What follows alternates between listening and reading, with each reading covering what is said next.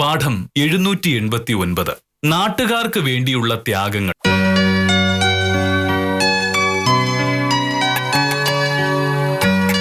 ഭവേ, ഇന്നലെ മാധവൻകുട്ടിയുടെ കടയിലെ പറ്റി തീർക്കാനാ ഞാൻ കുറച്ച് പൈസ തന്നിരുന്നല്ലോ. അതിന്റെ ബാക്കി എവിടെ?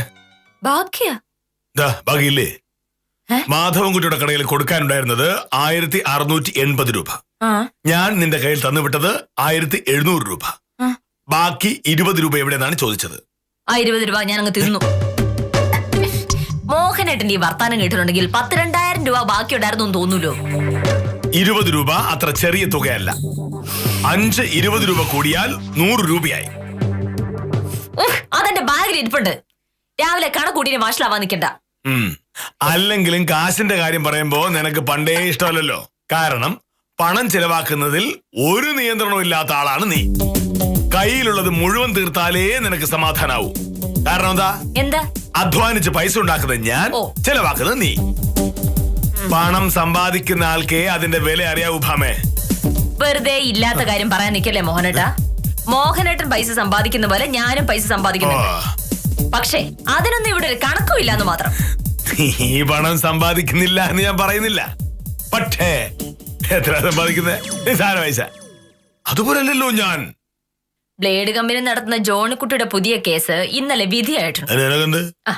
ഇന്നലെ വൈകിട്ട് വിദ്യാലക്ഷ്മിയുടെ കയ്യിൽ ജോണിക്കുട്ടി പൈസയും കൊടുത്തു കാണും. ആ കേസിൽ എന്റെ ഫീസ് എത്രയാണെന്ന് കേട്ടിട്ടുണ്ടെങ്കിൽ മോഹനേട്ടൻ ഞെട്ടും. 25,000 രൂപ. കണ്ട കണ്ട കണ്ട കണ്ട കണ്ട മോഹനേട്ടൻ ഞെട്ടി. 6 മാസം മുന്നേ ജോണിക്കുട്ടിയുടെ വേറൊരു കേസ് ബാധിച്ചപ്പോഴും എനിക്ക് 25,000 രൂപ കിട്ടിയിരുന്നു. അത് ഞാൻ മോഹനേട്ടന്റെ കയ്യിലേക്ക് കൊണ്ടുവന്ന് തരികയും ചെയ്തിരുന്നു. അത് ഓർമ്മയുണ്ടോ എന്തോ? അപ്പൊ ഇന്നലെ 25,000 രൂപ കിട്ടും. അങ്ങനെ വെറുതെ 25,000 പറഞ്ഞ പോരാ മോഹനേട്ടാ. മോഹനേട്ടൻ തന്നെ ഒന്ന് ആലോചിച്ച് നോക്കി. ഈ 25,000 രൂപ എന്ന് പറഞ്ഞിട്ടുണ്ടെങ്കിൽ ഒരു വില്ലേജ് ഓഫീസറുടെ 1 മാസത്തെ ശമ്പളമാണ്. അതാണ് വെറും ഒരു കേസ് മാത്രം വാദിച്ച് ഞാൻ ഉണ്ടാക്കിയിരിക്കുന്നത്. എന്നിട്ട് പറച്ചില് പൈസ ഉണ്ടാക്കുന്നത് മുഴുവനും മോഹനകൃഷ്ണ സാറാണ്. ഞാൻ ഇവിടെ ഒന്നും സമ്പാദിക്കുന്നില്ലെന്ന്. ഇന്ന് വൈകുന്നേരം എന്റെ കയ്യില് 25,000 രൂപ ഉണ്ടായിരിക്കും. മോഹനേട്ടന്റെ കയ്യില് എനിക്ക് എല്ലാ മാസവും ശമ്പളം കിട്ടും. 6 മാസത്തിലൊരിക്കലേ ഇതുവരെ കിട്ടും. അല്ലല്ലോ മോഹനേട്ടാ, ജോണിക്കുട്ടിയുടെ കേസ് മാത്രമല്ല ഞാൻ വാദിക്കാറുള്ളത്. വാദിക്കുന്ന എല്ലാ കേസിലും എനിക്ക് ഫീസ് കിട്ടാറുണ്ട്. വിദ്യാലക്ഷ്മി ആയിരിക്കും ഫീസിന്റെ കാര്യം പറയാൻ വിളിക്കുന്നത്. ഒരു അത്യാവശ്യം കാര്യം പറയാണ്ടായിരുന്നു. എന്തത്യാവശ്യം? ഹലോ. കൊണ്ട് കൊടുക്ക.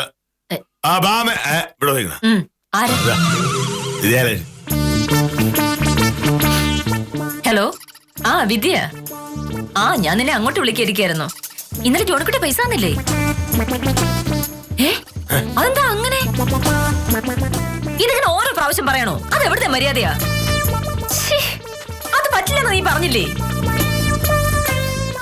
ശരി, എന്താ വേണ്ടത് ഞാൻ ആലോചിക്കട്ടെ. എന്തോ അബദ്ധം പറ്റിയാണെന്ന് മനസ്സിലായി. എന്താണെന്ന് പറഞ്ഞോളൂ. ജോണിക്കുട്ടി 10,000 രൂപ തന്നുള്ളൂ. നീയല്ലേ പറഞ്ഞ 25,000 രൂപ ഫീസ് കിട്ടുമെന്ന്? കഴിഞ്ഞ തവണ അങ്ങനെ കിട്ടിയതാ. പക്ഷെ അന്ന് വക്കാലത്ത് ഒപ്പിടുന്നതിന് മുന്നേ ഫീസ് പറഞ്ഞിരുന്നു ഞാൻ. 25,000 രൂപ എനിക്ക് കിട്ടിയേ പറ്റുള്ളൂന്ന്. അതുകൊണ്ട് കേസ് ജയിച്ചപ്പോ കാശും തന്നു. ഇത്തവണ ഞാൻ ഫീസിന്റെ കാര്യം പറഞ്ഞില്ല. കഴിഞ്ഞ തവണ പറഞ്ഞതാണല്ലോ എന്ന് ഞാൻ ഓർത്തു. ഇന്നലെ വിദ്യാലക്ഷ്മി ഫീസ് ചോദിച്ചപ്പോ അഡ്വാൻസ് ആയി ഫീസ് പറയാത്തത് കൊണ്ട് 10,000 രൂപ തരുള്ളൂന്ന് ജോൺകുട്ടി പറഞ്ഞു. അതിനായും ഇത്തവണയും വക്കാലത്ത് ഒപ്പിടുന്നതിന് മുമ്പ് ഫീസ് പറഞ്ഞ് ഉറപ്പിക്കണമായിരുന്നു. അത് പറയാനുള്ള ബുദ്ധി നിനക്കുണ്ടായില്ല. കഴിഞ്ഞ തവണ ഞാൻ പറഞ്ഞതല്ലേ മോനേട്ടാ, പിന്നെന്തിനാ ഓരോ പ്രാവശ്യം ഇങ്ങനെ പറഞ്ഞുകൊണ്ടിരിക്കുന്നത്? ഭാമേ, നീ കടയിൽ പോയി എന്തെങ്കിലും വാങ്ങുമ്പോ വില ചോദിക്കാറില്ലേ? കഴിഞ്ഞ തവണ ചോദിച്ചതാണ് എന്ന് കയറി ഇത്തവണ ചോദിക്കണതായിരിക്കും. നീ ചോദിക്കാതിരുന്നാൽ തന്നെ കടക്കാരൻ പറയാതിരിക്കുവോ? ഭയങ്കര ബുദ്ധി ഉപയോഗിച്ച് ഭയങ്കര തന്ത്രം ഉപയോഗിച്ച് നീ വാദിച്ച കേസാണെന്ന് പറഞ്ഞപ്പോ ഇത്രയും തന്ത്രം ഞാൻ പ്രതീക്ഷിച്ചില്ല. എടി, ജോണിക്കുട്ടിയെ പോലൊരാൾക്ക് പറ്റിക്കാവുന്ന വെറും സാധാരണക്കാരിയായ ഒരാളാണ് നീ എന്നങ്ങ് സമ്മതിക്കേ. അഹങ്കാരം പെണ്ണുങ്ങൾക്ക് നല്ലല്ല.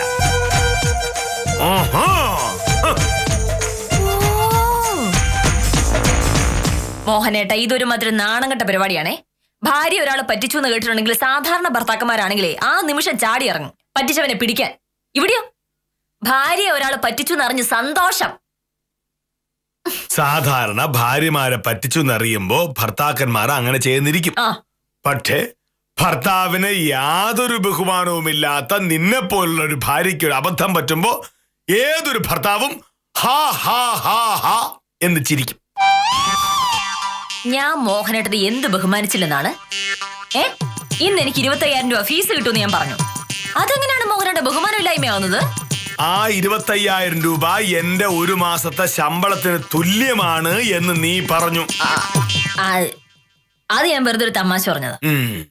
ആ പറഞ്ഞ തമാശയുടെ ഫലമാണ് നീ ഇപ്പൊ അനുഭവിച്ചുകൊണ്ടിരിക്കുന്നത്.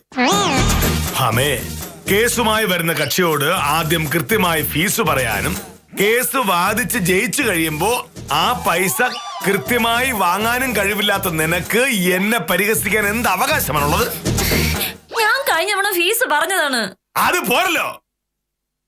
ഇന്ന കേസ് ഇത്ര രൂപ ഫീസ്, ഇത്ര രൂപ അഡ്വാൻസ് ഇന്ന ദിവസം കിട്ടണം, ബാക്കി ഇന്ന ദിവസം തരണം എന്നിങ്ങനെ കൃത്യമായി പറയണം. അത് നിനക്കറിയില്ല. അതില്ലാത്തത് കൊണ്ട് നിന്റെ 15,000 രൂപ പോയി. ഇനി മേലിൽ ബുദ്ധിശാലിയാണെന്നും പറഞ്ഞ് എന്റെ മുന്നിൽ വരരുത്.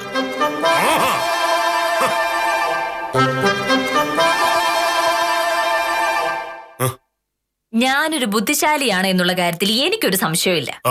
ഒരു മജിസ്ട്രേറ്റ് കോടതിയിലോ മുനിസിപ്പൽ കോടതിയിലോ പോയി ഒരു കേസ് ബാധിച്ച് ജയിക്കണമെങ്കിൽ ബുദ്ധി ഉണ്ടായേ പറ്റുള്ളൂ. എന്നിട്ട് ആ കേസിന്റെ ഫീസ് കിട്ടിയില്ല. സാധാരണ വക്കീലന്മാർ കേസ് വാദിക്കുന്നത് ഫീസ് കിട്ടാൻ വേണ്ടിട്ടാണ്. നീ കേസ് വാദിക്കും, ചിലപ്പോ ജയിക്കുമായിരിക്കും, പക്ഷെ ഫീസ് കിട്ടില്ല. ചിരിക്കണ്ട. ഒരാൾക്ക് ഒരബദ്ധം പറ്റിപ്പോയിട്ടുണ്ടെങ്കിൽ അത് ഇത്ര വലിയ ആന സംഭവമൊന്നുമല്ല. ജോണിക്കുട്ടിയെ പോലെ ഒരു ബ്ലേഡുകാരനുമായി ഒരു ഇടപാട് നടത്തുമ്പോ ഞാൻ കുറച്ചുകൂടി സൂക്ഷിക്കണമായിരുന്നു. അത് ഞാൻ ചെയ്തില്ല, അത്രേ പറ്റിയിട്ടുള്ളൂ. അല്ലാതെ അതിന്റെ പേരിൽ എനിക്ക് ബുദ്ധിയില്ല എന്ന് പറയരുത്. ഞാൻ അങ്ങനെ തന്നെ പറയൂ. നിനക്ക് ബുദ്ധിയില്ല. എന്റെ ജീവിതത്തിൽ എനിക്ക് ആകെ പറ്റിയിരിക്കുന്ന ഒരു ബുദ്ധിമോശമേ മോഹനേട്ടനെ കല്യാണം കഴിക്കാൻ സമ്മതിച്ച. ആ ഒരു ബുദ്ധിയില്ലായ്മയുടെ പേരില് വർഷങ്ങളായിട്ട് ഞാൻ ഈ കളിയാക്കൽ സഹിച്ചോണ്ടിരിക്കുകയാണല്ലോ. എന്നെ കല്യാണം കഴിച്ചത് നിന്റെ ഭാഗ്യം. അത് മോഹനേട്ടൻ അങ്ങ് പറഞ്ഞാ പോരല്ലോ. എന്നെ പോലെ യോഗ്യനും മാന്യനുമായ ഒരു ഭർത്താവിനെ നിനക്ക് സ്വപ്നം കാണാൻ പോലും പറ്റുമോ? നീ ഇപ്പോ കേസ് വാദിച്ചു എന്ന് പറഞ്ഞ ജോണിക്കുട്ടി, അയാളുടെ ജോലി എന്താ? കൊള്ള പലിശക്ക് കാശ് കടം കൊടുക്കുക, കോൺട്രാക്ട് ജോലിയിൽ കള്ളം കാണിക്കുക, അങ്ങനെ പലതും. അതുപോലല്ല മോഹൻ സാറ്. ഒരു നാട്ടിലെ എല്ലാവർക്കും വില്ലേജ് ഓഫീസർ ആവാൻ പറ്റുമോ? ചിലര് ബിസിനസ്സുകാരാവും, ചിലര് ഉദ്യോഗസ്ഥന്മാരാവും, ചിലര് കൃഷിക്കാരാവും, അങ്ങനെയൊക്കെയല്ലേ? എന്തായാലും മാന്യമായി ബിസിനസ് ചെയ്യാമല്ലോ. നമ്മുടെ നാട്ടിൽ മാന്യമായി ജോലി ചെയ്ത് ജീവിക്കുന്ന എത്രയോ മനുഷ്യന്മാരുണ്ട്. നാടിന് ഗുണമുള്ള എന്തെങ്കിലും ഒന്ന് ഈ ജോണിക്കുട്ടി ചെയ്തിട്ടുണ്ടോ? നാടിന് ഗുണം മാത്രം നോക്കിയാൽ മതിയോ? അവരവരുടെ കാര്യം കൂടെ നോക്കണ്ടേ? എല്ലാ ആളുകളും അങ്ങനെയൊക്കെ തന്നെയാ. അത് നീ നല്ല മനുഷ്യരെ കാണത്തുന്നു തോന്നുക. അല്ലെങ്കിലും വക്കീലന്മാരെങ്ങനെ നല്ല മനുഷ്യരെ കാണും? ആരാ? ഏതോ ഒരു നല്ല മനുഷ്യൻ വില്ലേജ് ഓഫീസർ കാണാൻ വന്നായിരിക്കും. ചെല്ലേ.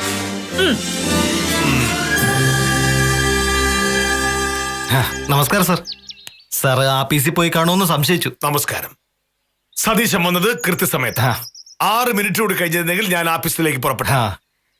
സാറേ, ഇവരെയൊക്കെ അറിയോ? ഇത് പൗലോസൂട്ടി. എനിക്കറിയാം. കഴിഞ്ഞ ആഴ്ച ഒരു വരുമാന സർട്ടിഫിക്കറ്റ് ആവശ്യത്തിന് ഓഫീസിൽ വന്നിരുന്നല്ലേ? സാറിന്റെ ഓർമ്മശക്തി സമ്മതിക്കണം. ഒരു വില്ലേജ് ഓഫീസറായി പോയില്ലേ? നല്ല ഓർമ്മശക്തി ഉണ്ടെങ്കിലേ പറ്റൂ. അതുപോട്ടെ, നിങ്ങൾ വന്നെന്തിനാണ്? ഞങ്ങളുടെ ക്ലബ്ബ് നടത്തുന്ന ഒരു സമൂഹ വിവാഹത്തിന്റെ കാര്യം സാർ അറിഞ്ഞിരിക്കുമല്ലോ. അറിഞ്ഞു. അറിഞ്ഞപ്പോ തന്നെ സതീശനെ വന്ന് കണ്ട് അഭിനന്ദിക്കണം എന്ന് കരുതിയിരിക്കുകയായിരുന്നു ഞാൻ. നിങ്ങൾ ചെയ്യുന്നത് ഒരു വലിയ സാമൂഹ്യ സേവനം തന്നെയാണ്. ഒരു നിമിഷം. ഭാമേ അറിയാലോ, വക്കീലാണ്. അറിയാം സാറേ. അപ്പോ നമ്മൾ പറഞ്ഞു വന്നെന്താണ്? സമൂഹ വിവാഹം. നമ്മുടെ നാട്ടിൽ എത്രയോ പെൺകുട്ടികൾ വിവാഹ ചെലവിനും സ്ത്രീധനത്തിനും പണമില്ലാതെ വിവാഹം മുടങ്ങി വീട്ടിൽ നിൽക്കുന്നു. അതെ. അവരെ സഹായിക്കാൻ ഓരോ നാട്ടിലും ചെറുപ്പക്കാർ മുന്നിട്ടിറങ്ങി ഇത്തരം പരിപാടികൾ സംഘടിപ്പിക്കണമെന്നാണ് എന്റെ അഭിപ്രായം. എന്താ മോനേട്ടാ? ഇത് സതീശൻ. എനിക്കറിയാം, നാട്ടിലെ ഏത് നല്ല കാര്യങ്ങളുടെ മുന്നിൽ സതീശൻ ഉണ്ടാവുമല്ലോ. ഓ, അതായത് നാട്ടുകാർക്ക് വേണ്ടി നന്മകൾ ചെയ്യുന്ന ചെറുപ്പക്കാർ നമ്മുടെ നാട്ടിലുണ്ട് എന്നർത്ഥം. സ്വന്തം കാര്യം നോക്കി നടക്കുന്നവർ മാത്രമല്ല. നമ്മൾ തമ്മിലുള്ള പ്രശ്നം നമ്മൾ തമ്മിൽ തീർത്താ മതി, ഇവിടെ വെച്ച് വേണ്ട. ഞങ്ങൾ വന്നത് സാറിന്റെ സഹായവും അനുഗ്രഹവും വാങ്ങാനാണ്. അത് ചോദിക്കാനുണ്ടോ? നാട്ടിൽ ഒരു നന്മ ഉണ്ടാകുമെങ്കിൽ അത്തരം എല്ലാ കാര്യങ്ങളുടെയും മുന്നിൽ കെ മോഹനൻ സാർ ഉണ്ടാവും. സമൂഹവാഹം നടക്കുന്ന ദിവസം രാവിലെ തന്നെ ഞാൻ അവിടെ എത്തും. ചടങ്ങെല്ലാം തീർന്നിട്ടേ ഞാൻ തിരിച്ചു പോകും. അതുപോലെ നിങ്ങൾക്ക് എന്തെങ്കിലും ചെറിയ സംഭാവനകൾ തരാൻ പോലും സാർ തയ്യാറാണ്. ഒരു 20 രൂപ കൊടുക്കാം. ഇക്കാര്യത്തില് സാറിന്റെ ഭാഗത്തുനിന്നും ഇങ്ങനെ ഒരു പിന്തുണ ഞങ്ങൾ പ്രതീക്ഷിച്ചതേ ഇല്ല. സമൂഹ വിവാഹം എന്ന് പറഞ്ഞ സാറിന് ഇഷ്ടപ്പെടുവോ എന്നതായിരുന്നു ഞങ്ങളുടെ സംശയം. സമൂഹ വിവാഹം എനിക്ക് വളരെയധികം ഇഷ്ടമാണ്. സത്യത്തിൽ ഞാൻ കല്യാണം കഴിക്കുന്നതിന് മുൻപ് ഇങ്ങനെ ഒരു പരിപാടിയെ പറ്റി കേട്ടിരുന്നുവെങ്കിൽ ഞാൻ അതിൽ പങ്കെടുത്ത് കല്യാണം കഴിച്ചേനെ. ആ ഭാഗ്യം കിട്ടാതെ പോയി. നിങ്ങൾ സംസാരിച്ചിരിക്കൂ, ഞാൻ ഫോൺ എടുത്തോട്ടെ. ശരി. ഹലോ, അതെ, കെ മോഹനകൃഷ്ണനാണ്. സഹദേവ, ഞാൻ വിളിക്കാതിരിക്കായിരുന്നു. ഇന്നലെ ഡെപ്യൂട്ടി കളക്ടർ താലൂക്ക് ഓഫീസിൽ വന്നിരുന്നു പറഞ്ഞു. എന്താ സംഭവം? അതെയോ? ഞാൻ കരുതി പുറമ്പോക്കിന്റെ കാര്യങ്ങൾ സംബന്ധിക്കുന്ന എന്തെങ്കിലും കാര്യത്തിന് വേണ്ടിയായിരിക്കും.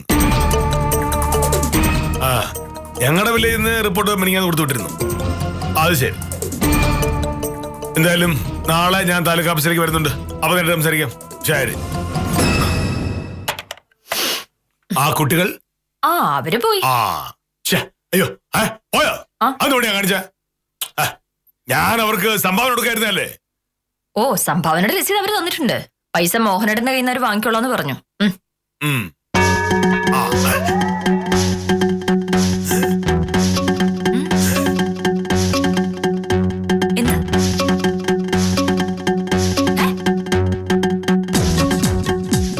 എത്ര എഴുതിയിരിക്കുന്നത്? 1001.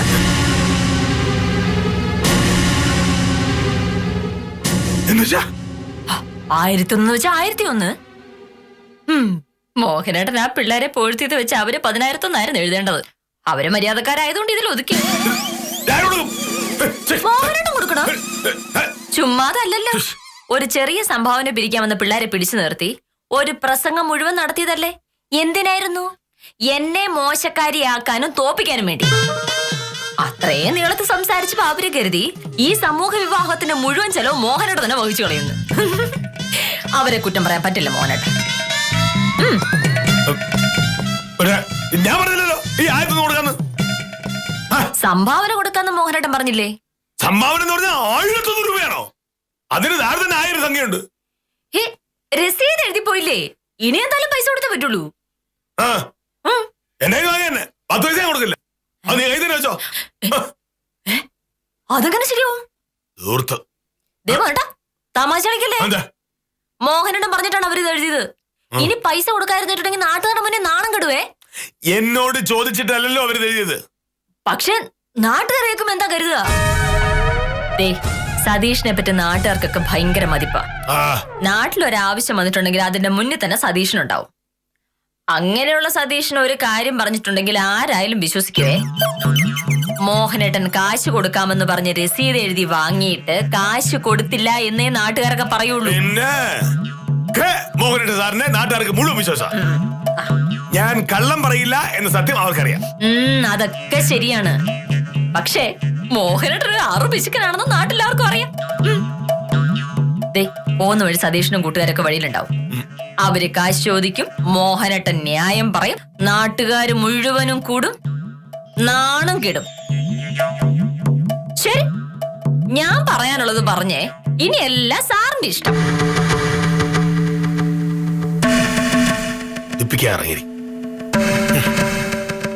കൊടുത്തണക്കെ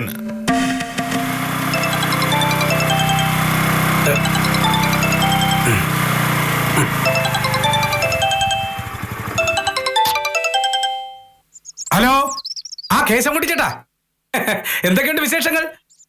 സംഭവം ഞാൻ അറിഞ്ഞു. ഓ, എന്തായാലും കേശം കുട്ടിച്ചേട്ടന് ഭാഗ്യമുണ്ട്, അല്ലെങ്കിൽ ഇപ്പോഴിങ്ങനെ ഒരു സംഗതി ഒത്തു വരുമോ? എന്തായാലും വലിയൊരു ടെൻഷൻ മാറി കിട്ടിയില്ലേ? പിന്നെ സമയം കിട്ടുകയാണെന്നുണ്ടെങ്കിൽ ഉച്ചയ്ക്ക് ഞാൻ അതുവഴി വരാം. ഓ ശരി ശരി ശരി. വഴികളിൽ നിൽക്കുന്നെങ്കിൽ പിന്നെ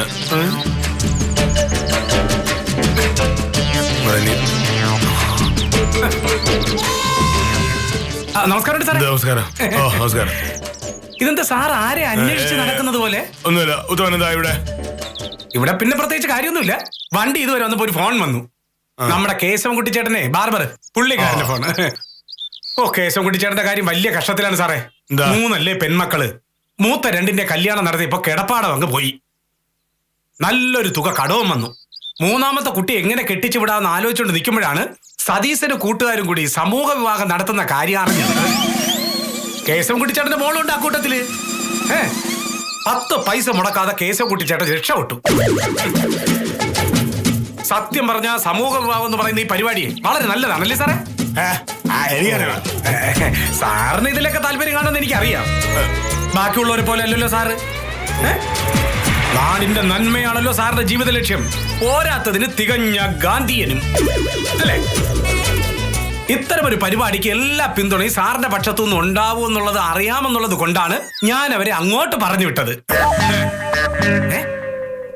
സാർ അവരുമായിട്ട് സംസാരിച്ചായിരുന്നാ? എന്തിനു സാറേ? ഒരു സർക്കാർ ഉദ്യോഗസ്ഥനാണ്. അതുകൊണ്ട് സർക്കാർ ശമ്പളമല്ലാതെ വേറെ 1 രൂപ പോലും എനിക്ക് വരുമാനമില്ല. അതെനിക്കറിയാലോ. ഞാൻ കൈക്കൂലി വാങ്ങാറില്ല. ഇല്ല. അങ്ങനെയുള്ള എനിക്ക് പണം തോന്നും പോലെ ധൂർത്തടിക്കാൻ പറ്റുമോ? വെറുതെ വാരിക്കോരി ആർക്കെങ്കിലും കൊടുക്കാൻ എന്റെ കയ്യിൽ 10 പൈസ പോലും ഇല്ല. അല്ല സാറേ, ഞാൻ ഈ പൈസയുടെ കാര്യം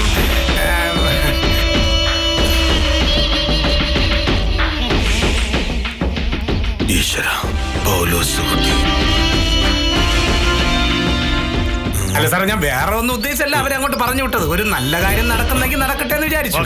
ഞാൻ വൈകിട്ട് പറയാം. എനിക്ക് പോയിട്ട് അത്യാവശ്യമുണ്ട്. ശരി. അയ്യോ സാറേ, അങ്ങോട്ട് എന്തിനു പോകുന്ന? വില്ലേജ് ഓഫീസിലോട്ട് ഇങ്ങോട്ടല്ലേ പോകാനുള്ളത്? വില്ലേജ് ഓഫീസ് എവിടെയാണെന്ന് ഉത്തമൻ എന്നെ പഠിപ്പിക്കാൻ വരണ്ട. തൽക്കാലം ഞാൻ ഈ വഴിക്ക് പോയിക്കോളാം. ശരി ശരി.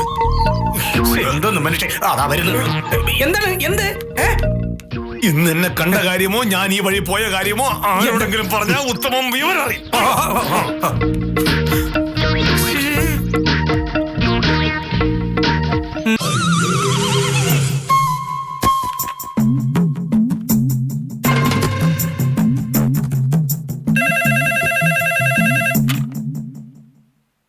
ഹലോ, അതെ. നമസ്കാരം സാർ, ഞാൻ സ്വയംപ്രഭയാണ്. ഇല്ല, മുനീർ സാർ എത്തിയിട്ടില്ല. എന്നും കൃത്യം 10 മണിക്ക് എത്തുന്നതാ. ഇന്ന് എന്താ വൈകിയെന്ന് അറിയില്ല. എന്താ സാർ? അതെയോ? ശരി സാർ, പറയാം. ഓക്കെ. തഹസിൽദാരാ. മോഹനേഷ് സാറിനോട് അത്യാവശ്യമായിട്ട് താലൂക്ക് ഓഫീസിലോട്ട് ചെല്ലാൻ പറഞ്ഞു. പുറമ്പോക്കിലെ റിപ്പോർട്ടിൽ എന്തോ സംശയം ചോദിക്കാനാ. 10:05 ആയല്ലോ. സാർ എന്താ ഇത്ര വൈകുന്നത്? വൈകുന്നു പറഞ്ഞിരുന്നോ ശിശുപാലൻ ചേട്ടാ? എന്നോടൊന്നും പറഞ്ഞില്ല. അങ്ങനെ എന്തെങ്കിലും കാര്യം ഉണ്ടെങ്കിൽ എന്നെ അപ്പൊ തന്നെ വിളിച്ചു പറഞ്ഞേനെ. സാർ ഇത് എവിടെ പോയതാ എന്തോ.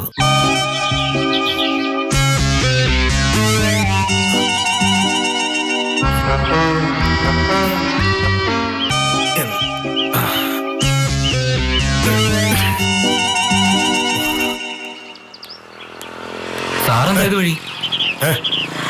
ഇതുവഴി വരാൻ പാടില്ലെന്നുണ്ടോ? അല്ല, സാറിനെ ഇതുവഴി കണ്ടിട്ടില്ല, അതുകൊണ്ട് ചോദിച്ചതാ. ഈ വഴിയിലൂടെ ഇതുവരെ വരാത്ത ആര് വന്നാലും ശശാങ്കത്ത് വരെ ചോദിക്കോ? അല്ല സാറേ, ഇത് ദൂരം കൂടുതലല്ലേ, അതുകൊണ്ട് ചോദിച്ചതാ. കുറച്ചു ദൂരം കൂടുതൽ നടക്കുന്നത് ആരോഗ്യത്തിന് വളരെ നല്ലതാ. ശശാങ്കൻ ജോലി നോക്ക്. ചുമ്മാ അല്ല, വണ്ടി കളായി പോയി.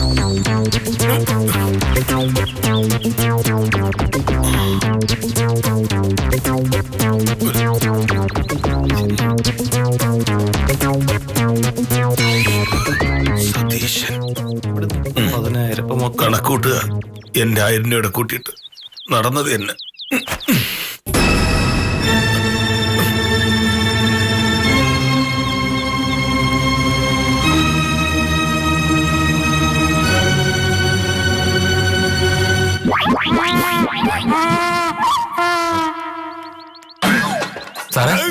പിന്നെന്താ തിരിച്ചു വരുന്നത്?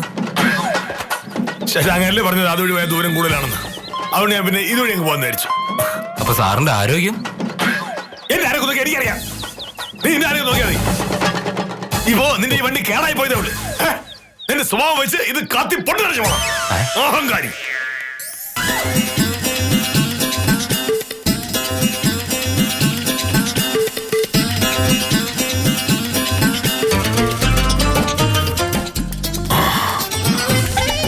ഓഫീസിനടുത്ത് ആരും വന്നിട്ടില്ല.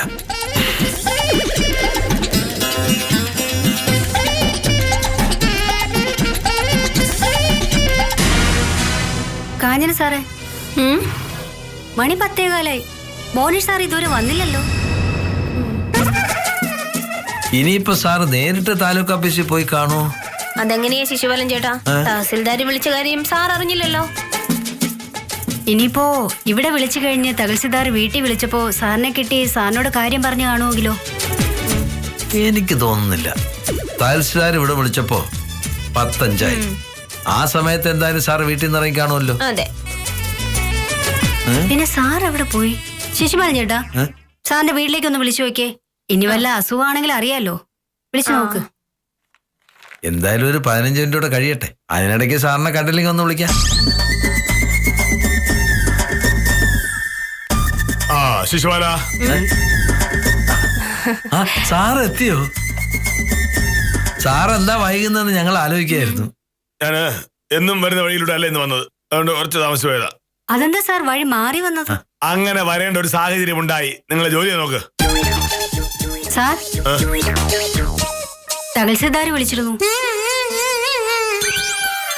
എന്തിന്? സാറിനോട് അത്യാവശ്യമായിട്ട് താലൂക്ക് ഓഫീസിലോട്ട് ചെല്ലാൻ പറഞ്ഞു. പോക്കുവരവിന്റെ റിപ്പോർട്ടിൽ എന്തോ സംശയം ഉണ്ടത്രേ. വിളിച്ചിട്ട് കുറെ നേരമായി.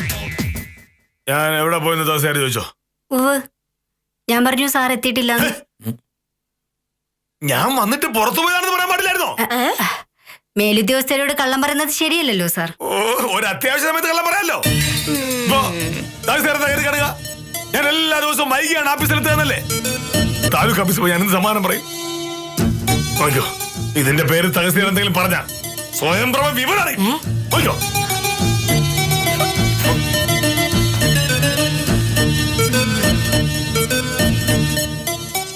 ആ സമൂഹ വിവാഹക്കാരെ കാണാതെ വേണം പോവാൻ.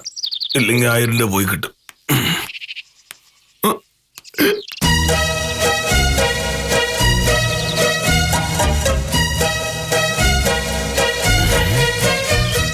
ഇവൻ ആ കൂട്ടത്തിലുണ്ടായിരുന്നല്ലോ. അപ്പോ നമ്മൾ പറഞ്ഞു വന്നെന്താണ്? സമൂഹ വിവാഹം. നമ്മുടെ നാട്ടിൽ എത്രയോ പെൺകുട്ടികൾ വിവാഹ ചെലവിനും സ്ത്രീധനത്തിനും പണമില്ലാതെ വിവാഹം മുടങ്ങി വീട്ടിൽ നിൽക്കുന്നു. അവരെ സഹായിക്കാൻ ഓരോ നാട്ടിലും ചെറുപ്പക്കാർ മുന്നിട്ടിറങ്ങി ഇത്തരം പരിപാടികൾ സംഘടിപ്പിക്കണമെന്നാണ് എന്റെ അഭിപ്രായം. അതെ, അവൻ തന്നെ. ഇവന്മാരെന്നെ അന്വേഷിച്ച് നാട് നീളെ ആളെ വിട്ടിരിക്കുകയാണല്ലേ. പ്രശ്നമാണ്. ഞാൻ വില്ലേജ് ഓഫീസിലെത്തി. 1000 രൂപ.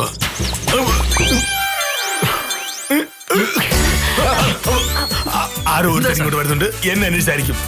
ഭയങ്കര തട്ടിപ്പാരനാ. ഞാൻ ഇവിടെ ഇല്ലെന്ന് പറഞ്ഞേക്ക്. ഒരു ആളുകളെ പറ്റി ജീവിക്കുന്നില്ല. ഞാൻ താലൂക്ക് ഓഫീസിൽ പോയിരിക്കാണെന്ന് പറയണ്ട. ചിലപ്പോ എന്നെ അന്വേഷിച്ച് അവിടെ വന്നാലോ? അതിന് സാറ് താലൂക്ക് ഓഫീസിൽ പോയില്ലല്ലോ. ഞാൻ പോവുകയാണല്ലോ.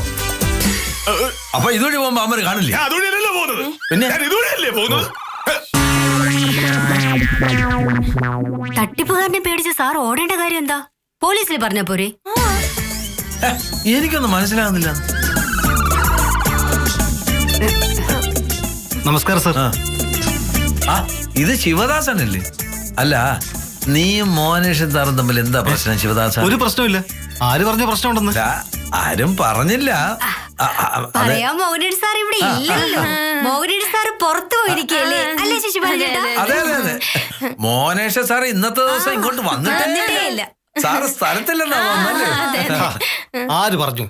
ഞാൻ രാവിലെ സാറിന് വീട്ടിൽ ചെന്നപ്പോ സാർ അവിടെ ഉണ്ടായിരുന്നല്ലോ. ഞങ്ങൾ സംസാരിച്ചതുവാ.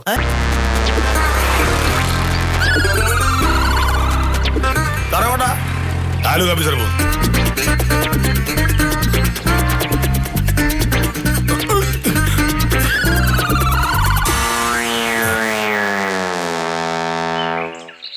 അടുത്തവൻ താ നിൽക്കുന്ന നീലുടുപ്പ്. എന്നെ പിടികൂടാനായി കേരള സംസ്ഥാനം മുഴുവൻ യവന്മാരാളെ നിർത്തിയിരിക്കും. പക്ഷെ ആ വേലയമ്മയുടെ കയ്യിലിരിക്കും. ഒപ്പിക്കാൻ നോക്കും.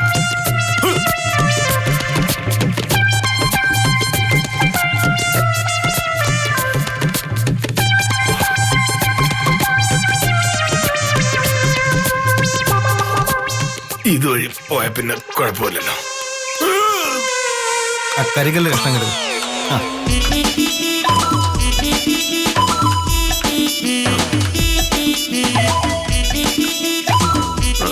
ഞാനല്ല. മോഹൻ സാറോ? സാറെന്താ സാറേ ഈ വഴിക്ക്? ഞാൻ താലൂക്ക് ഓഫീസ് വരെ പോയായിരുന്നു. ഈ വഴിയോ? അല്ല, റോഡിൽ ഭയങ്കര വെയില്. ഇതുവഴി അങ്ങ് പോയാ കുമാരൻകുട്ടി ചേട്ടന്റെ വീടിന് മുമ്പിലൂടെ ചന്ദ്രേട്ടന്റെ തയ്യക്കടയിൽ അവിടെ ചെല്ലാലോ. അവിടെ നിന്ന് പിന്നെ കുറച്ച് വരല്ലേ ഉള്ളു. വെയിലുള്ള അങ്ങ് പോവാല്ലോ. സാറിന്റെ കയ്യിൽ കൊട ഇരിക്കല്ലോ, പിന്നെന്താ വെയില്? കൊട എന്തിനെടുത്താന്തോ. ഈ കൊട നിവർത്തി പിടിച്ച് നടക്കുന്നതിനേക്കാൾ നല്ലതാണല്ലോ ഇങ്ങനെ കയ്യിൽ വെച്ച് നടക്കുന്നത്. സതീശൻ പോലെ സുട്ടി എന്താ? ഒന്നും പറയണ്ട സാറേ, ഈ നടപ്പാലം ഉണ്ടാക്കിയിട്ട് 7-8 വർഷമായി. അയ്യോ, ഇതിന്റെ കല്ല് ഓരോന്നായിട്ട് ഇളകി ഓടയിൽ വീഴും. ഇതൊക്കെ തിരിച്ചെടുത്ത് വെക്കുന്നോണ്ടാ ഈ പാലം ഇപ്പോഴും ഇങ്ങനെ നിൽക്കുന്നേ. അല്ല, നിങ്ങള് നാട്ടിൽ അറിയപ്പെടുന്ന സാമൂഹ്യ പ്രവർത്തകരാണല്ലോ, അപ്പോ ഇതൊക്കെ ചെയ്യുന്നത് നല്ലത് തന്നെയാ. എന്നാലും ഞാൻ മെമ്പർ ഗോപാലൻകുട്ടി ചേട്ടൻ കാണുമ്പോ നിങ്ങളുടെ ഈ കഷ്ടപ്പാടിനെ പറ്റി പറയാം. ഗോപാലൻകുട്ടി ചേട്ടൻ വിചാരിച്ച ഒരു കോൺക്രീറ്റ് പാലം ഉണ്ടാക്കാൻ എന്താ പാട്? അത് ശരി, ഞാൻ വരട്ടെ. എനിക്ക് താലൂക്ക് ഓഫീസിൽ പോയിട്ട് അത്യാവശ്യമുണ്ട്. എന്താ സാറേ ഇതുവഴിയാ പോകുന്നല്ലേ പറഞ്ഞേ, പിന്നെന്തിനാ തിരിച്ചു പോന്നേ? നിങ്ങൾ കാര്യം ചെയ്തോണ്ടിരിക്കുമ്പോ ഞാനാരും ശല്യപ്പെടുത്താൻ പാടില്ലല്ലോ. അതുകൊണ്ട് തിരിച്ചു പോവാ. സാർ എന്ത് വർത്താനാ സാറേ ഈ പറയുന്നേ? ഈ നാട്ടിൽ ഞങ്ങളെ പോലുള്ളവരെ പ്രോത്സാഹിപ്പിക്കാൻ ആകെ ഉള്ളത് സാറാ. അങ്ങനെയുള്ള സാറിനൊരു സൗകര്യം ചെയ്തില്ലെങ്കിൽ പിന്നെന്താ? സാറ് പൊയ്ക്കോ. അല്ല, എന്നെ ചോദിച്ചാ നിങ്ങളെയൊക്കെ പ്രോത്സാഹിപ്പിക്കാന്ന് പറഞ്ഞെങ്കിലും ഈ പ്രോത്സാഹനം പൈസ എന്നിട്ടാവരുതെന്നാണ് എന്റെ ആഗ്രഹം. ഈ വലിയ തുകയൊക്കെ സംഭാവന എന്റെ കയ്യിലില്ല. ഞാൻ 1 രൂപ കൈക്കൂലി വാങ്ങാത്തൊരു സർക്കാർ ഉദ്യോഗസ്ഥനാണ്, നിങ്ങൾക്ക് അറിയാലോ. അതിന് ഞങ്ങള് പൈസ ചോദിച്ചില്ലല്ലോ. അല്ലെങ്കിൽ തന്നെ ഈ കല്ലെടുത്ത് വെക്കുന്നതിന് എന്തിനാ സാറേ പൈസ? അല്ല, കല്ലെടുത്ത് വെക്കുന്നതിന്റെ പാലത്തിന്റെ കാര്യമല്ല പറഞ്ഞു, പിന്നെ സമൂഹത്തിന്റെ കാര്യം. അതിന് ഞങ്ങള് പൈസ ചോദിച്ചില്ലല്ലോ. ചോദിച്ചില്ല? ഇല്ല, ചോദിച്ചില്ലേ? ചെറിയൊരു സംഭാവന തരാമെന്ന് സാറ് പറഞ്ഞു എന്നുള്ളത് നേരാ. പക്ഷേ ഞങ്ങൾ ആലോചിച്ചപ്പോ സാറിന്റെ കയ്യിൽ നിന്ന് അത് വാങ്ങുന്നത് ശരിയല്ല എന്ന് തോന്നി. ഞാൻ കല്യാണം കഴിക്കുന്നതിന് മുൻപ് ഇങ്ങനെ ഒരു പരിപാടിയെ പറ്റി കേട്ടിരുന്നുവെങ്കിൽ ഞാൻ അതിൽ പങ്കെടുത്ത് കല്യാണം കഴിച്ചേനെ. ആ ഭാഗ്യം കിട്ടാതെ പോയി. നിങ്ങൾ സംസാരിച്ചിരിക്കൂ, ഞാൻ ഫോൺ എടുത്തത്. ശരി. സാറ് ഭയങ്കര ദേഷ്യക്കാരനെ എന്നൊക്കെ പറയുന്നത് വെറുതെ അല്ലേ വക്കീലെ? എന്തൊരു തങ്കപ്പെട്ട മനുഷ്യൻ. അയ്യോ, ശരിക്കും ഇതിലും തങ്കപ്പെട്ടതാണ് മോഹനേട്ടൻ. ആ സ്വഭാവം നിങ്ങൾക്കറിയാത്തോണ്ടാ. ഇങ്ങനൊരു ഭർത്താവിനെ കിട്ടിയത് എന്റെ ഭാഗ്യമാണെന്ന് ഒരു 5 മിനിറ്റ് പിന്നെ ഞാനങ്ങ് പറഞ്ഞതേ ഉള്ളൂ. എന്നാ പിന്നെ ഞങ്ങൾ ഉറങ്ങട്ടെ വക്കീലെ? അല്ല, എന്തോ ഒരു സംഭാവനയുടെ കാര്യം മോഹനേട്ടൻ പറഞ്ഞില്ലായിരുന്നോ? സാറിനെ പോലെ ഒരാൾ നേരിട്ട് വരാന്ന് പറയുമ്പോ പിന്നെ എന്ത് സംഭാവന വക്കീലെ? ഞങ്ങൾക്ക് പൈസ ഒന്നും വേണ്ട, സാറ് വന്നാ മാത്രം മതി. ഇറങ്ങട്ടെ വക്കീലെ? അല്ല, അങ്ങനെ ആണെങ്കിൽ ഒരു ചെറിയ സഹായം എനിക്ക് ചെയ്യൂ. എന്താ? അത് ഒരു രസീത് എനിക്ക് തരുമോ? എന്തിനാ വക്കീലെ? അല്ല, എന്നോട് ജോലി ചെയ്യുന്ന വിദ്യാലക്ഷ്മിക്ക് എന്തെങ്കിലുമൊക്കെ സംഭാവന തരണമെന്ന് ആഗ്രഹമുണ്ട്. അവക്ക് ഇതിലൊക്കെ വലിയ കമ്പോ. ഒരു രസീത് തന്നാ? അല്ല, നിങ്ങൾക്ക് വിശ്വാസം ഉണ്ടെങ്കിൽ മതി കേട്ടോ. ഞങ്ങൾക്ക് എന്ത് വിശ്വാസക്കുറവ്. ശിവദാസാ, ഒരു രസീത് പറ.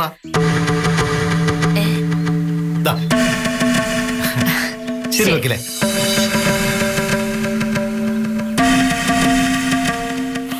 കാര്യങ്ങൾക്കൊക്കെ സാറ് മുമ്പിൽ നിൽക്കാമെന്ന് സമ്മതിച്ചല്ലോ, ഞങ്ങൾക്കത് മതി.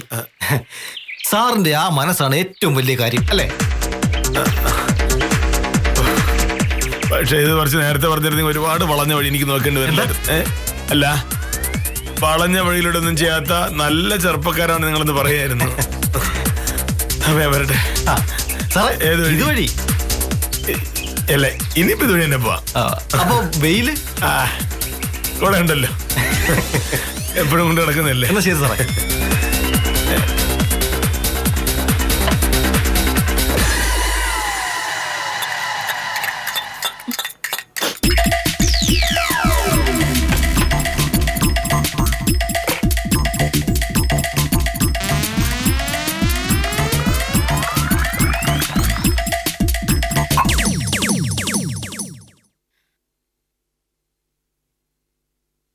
ചായ.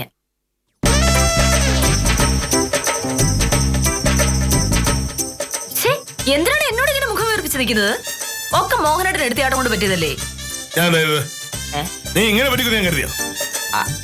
ശരി, ഞാൻ പറ്റിച്ചു തന്നെ ഇരിക്കട്ടെ. അതിൽ എനിക്ക് എന്റേതായ ന്യായം ഉണ്ടല്ലോ. 3 ന്യായങ്ങൾ. ഒന്നാമത്തേത്, രാവിലെ ജോണിക്കുട്ടി പറ്റിച്ച കാര്യം പറഞ്ഞപ്പോ മോഹനേട്ടനെ കളിയാക്കി. എനിക്ക് കാര്യങ്ങൾ കൃത്യമായി പറയാൻ അറിയില്ല, പൈസയുടെ കാര്യങ്ങൾ വളരെ കണിശമായിട്ട് പറയണമായിരുന്നു എന്ന് എന്നോട് പറഞ്ഞു. സംഭാവന തരാൻ പോകുന്നത് എത്ര രൂപയാണ് എന്ന് മോഹനേട്ടൻ സതീഷിനോട് കണിശമായി പറയാത്തത് കൊണ്ടാണല്ലോ എനിക്ക് 1001 എന്ന് എഴുതാൻ പറ്റിയത്. ഇനി ന്യായം 2, ഞാനൊരു ബുദ്ധിശാലിയാണ് എന്ന് പറഞ്ഞപ്പോ മോഹനേട്ടൻ അത് സമ്മതിച്ചെന്നില്ല. അപ്പൊ പിന്നെ ബുദ്ധിശാലിയാണെന്ന് തെളിയിക്കേണ്ടത് എന്റെ ബാധ്യതയല്ലേ? ഇനി ന്യായം 3, എന്നെ കല്യാണം കഴിക്കുന്നതിന് മുന്നേ ഒരു സമൂഹ വിവാഹത്തിനെ പറ്റി കേട്ടിരുന്നുവെങ്കിൽ എന്നെ കല്യാണം കഴിക്കുകയില്ലായിരുന്നു എന്ന് മോഹനേട്ടൻ പറഞ്ഞു. ഭാഗ്യക്കേട് കൊണ്ടാണ് എന്നെ കല്യാണം കഴിച്ചത് എന്ന് ആ സതീഷിന്റെ മുന്നിൽ വെച്ച് മോഹനേട്ടൻ പറഞ്ഞു. അങ്ങനെയൊന്നും പറഞ്ഞില്ല. അയ്യോ, പറഞ്ഞതിന്റെ അർത്ഥം അങ്ങനെയൊക്കെ തന്നെ ആയിരുന്നു. അപ്പൊ പിന്നെ എനിക്ക് വായിച്ചുണ്ടാവില്ലേ?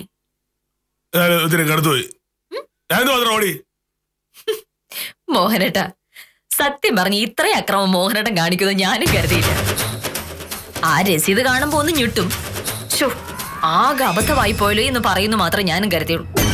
അല്ലാതെ ഈ കാന്തല്ലൂർ വില്ലേജ് മുഴുവൻ തെക്കും വടക്കുമായിട്ട് ഓടുമെന്ന് ഞാൻ സ്വപ്നത്തിൽ പോലും കരുതിയില്ല. വേറെ ആരും ഓടൂല മോഹനേട്ടാ. എന്നാലും മോഹനേട്ടാ, 1000 രൂപയിലേ പോകണ്ടായിരുന്നുള്ളൂ. മോഹനേട്ടന് ഇപ്പൊ 1 ലക്ഷം രൂപയുടെ ഓട്ടോ ഓടിയില്ലേ? നീ എന്തൊക്കെ പറഞ്ഞ ശരി, 1000 രൂപ ഒരു വലിയ തുക തന്നെയാ. 1000 രൂപ എന്ന് പറഞ്ഞിട്ടുണ്ടെങ്കിൽ 1 കോടി രൂപയാണ്. 1000 രൂപ ഒരു വലിയ തുകയാണോ എന്ന് ചോദിച്ചാൽ പല അഭിപ്രായങ്ങളും ഉണ്ടായേക്കാം. പക്ഷെ വില്ലേജ് ഓഫീസറെ സംബന്ധിച്ചിടത്തോളം 1000 രൂപ ഒരു വലിയ തുകയാണെന്ന് മാത്രമല്ല, ആ തുക ലാഭിക്കാനായി നാട് മുഴുവൻ ഓടാൻ അദ്ദേഹം തയ്യാറുമാണ്.